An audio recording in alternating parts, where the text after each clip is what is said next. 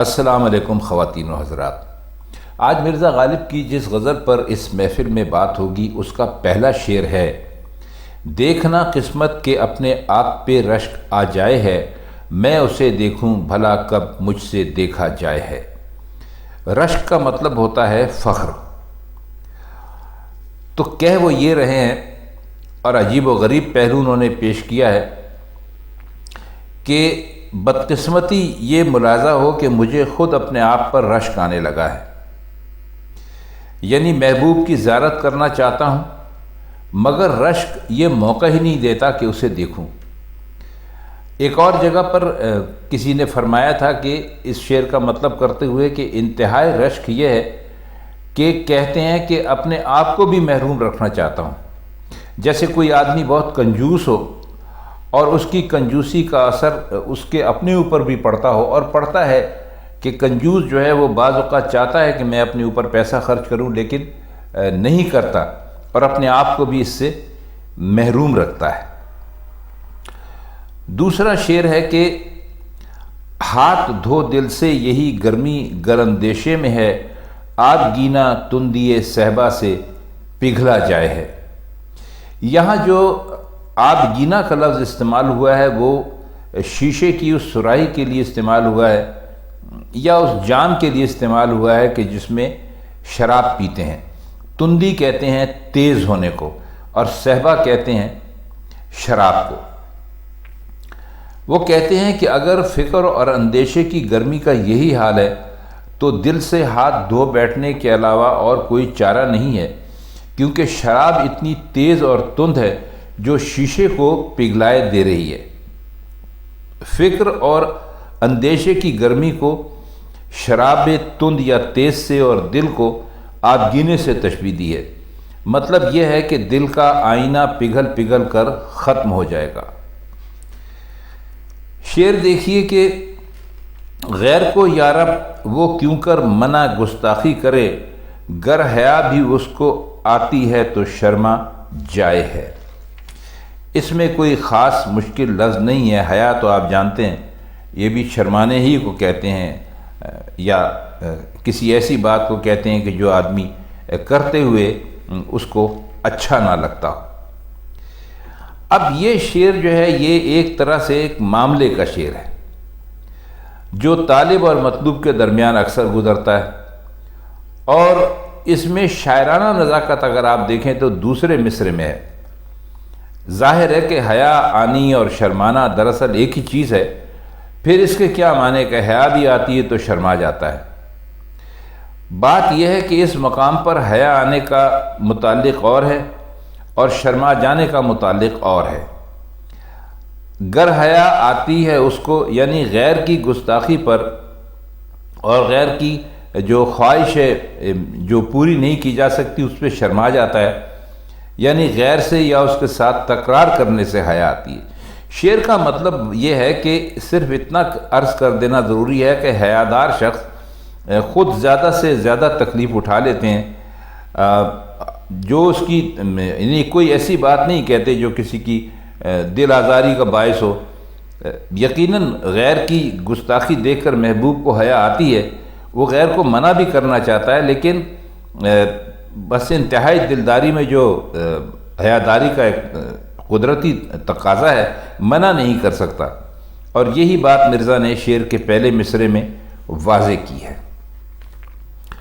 شعر دیکھیے کہ شوق کو یہ لت کہ ہر دم نالا کھینچے جائیے، دل کی وہ حالت کے دم لینے سے گھبرا جائیے۔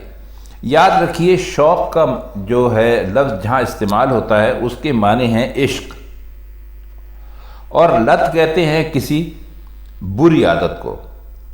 ویسے تو آپ عادت کو کہتے ہیں لت، لیکن عموماً جو استعمال ہوتا ہے لت کا لفظ یہ کسی بری عادت کے لیے استعمال ہوتا ہے، اور نالا کہتے ہیں چیخنے کو، رونے کو، فریاد کرنے کو، اور دم لینے کا مطلب ہوتا ہے تھوڑا سا رکنا۔ یہ لفظ جو ہے یہ لت، اس کو آپ خو بھی کہہ سکتے ہیں، خو کہتے ہیں عادت کو، وہ بھی کہہ سکتے ہیں۔ تو کہتے یہ ہیں کہ شوق کو یہ عادت ہو گئی ہے کہ وہ ہر وقت، یعنی عشق کو یہ عادت ہو گئی ہے کہ وہ ہر وقت روتا پیٹتا ہی رہتا ہے، لیکن دل کمزور ہو چکا ہے اور اس کے بعد اس کی ایسی حالت ہے کہ سانس لیتے ہوئے بھی گھبراتا ہے، تو شوق اور دل کی اس کشمکش کی وجہ سے میری جان عجیب و غریب قسم کے عذاب میں پھنسی ہوئی ہے۔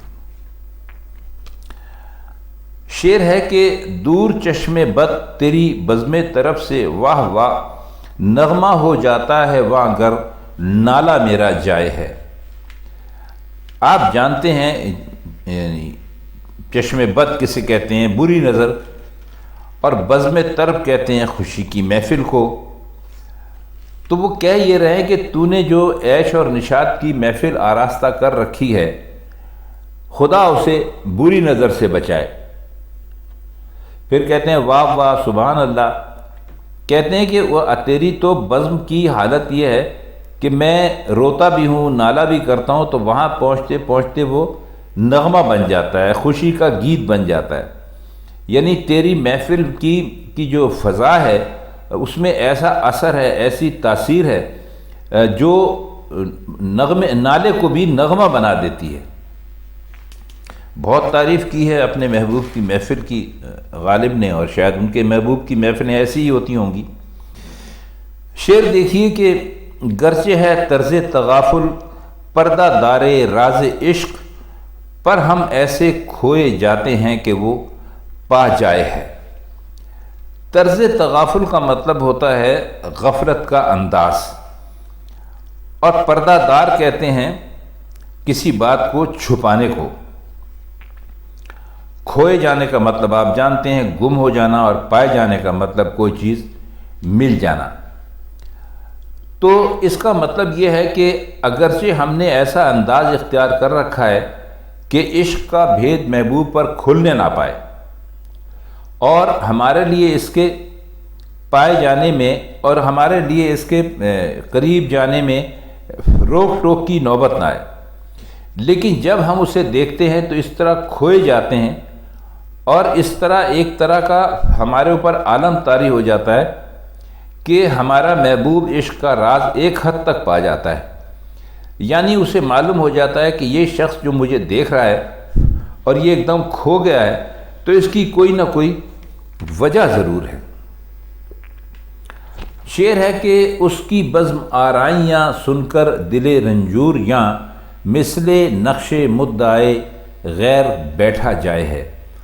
دل کا بیٹھنا آپ جانتے ہیں، دل کا کمزور ہونا، دل کے اندر وہ طاقت نہ رہنا جو کہ دل کے اندر ہونی چاہیے، تو اس کے لیے بزم آرائی کا مطلب ہوتا ہے محفل کو سجانا، اور رنجوریاں کہتے ہیں غم کو، پریشانی کو، بیماری کو، افسردگی کو۔ تو نقش بیٹھنا کا مطلب ہے نقش قائم ہو جانا، کسی کے دل میں جگہ لے لینا، یہ بھی اس کا ہوتا ہے۔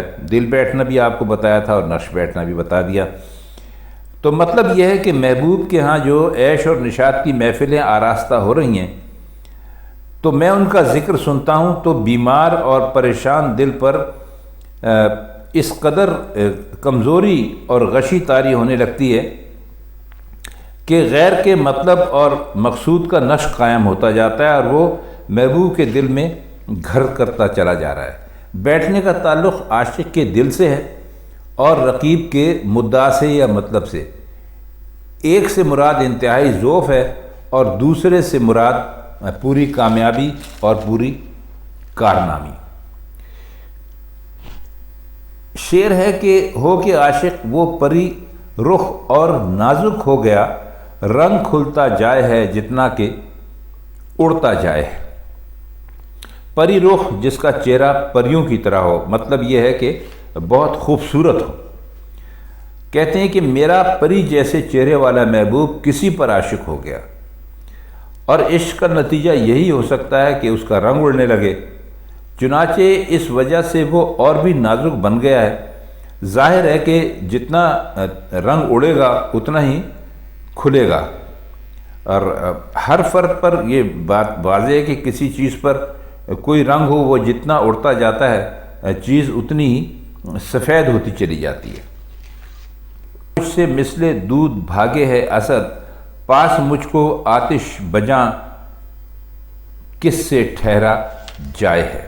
آتش بجاں یعنی جس کی جان میں آگ بھڑک رہی ہو، اور دودھ کہتے ہیں دھوئیں کو۔ کہتے ہیں کہ میرا سایہ اسی طرح مجھ سے دور بھاگتا ہے جس طرح آگ سے دھواں نکل کر الگ ہو جاتا ہے۔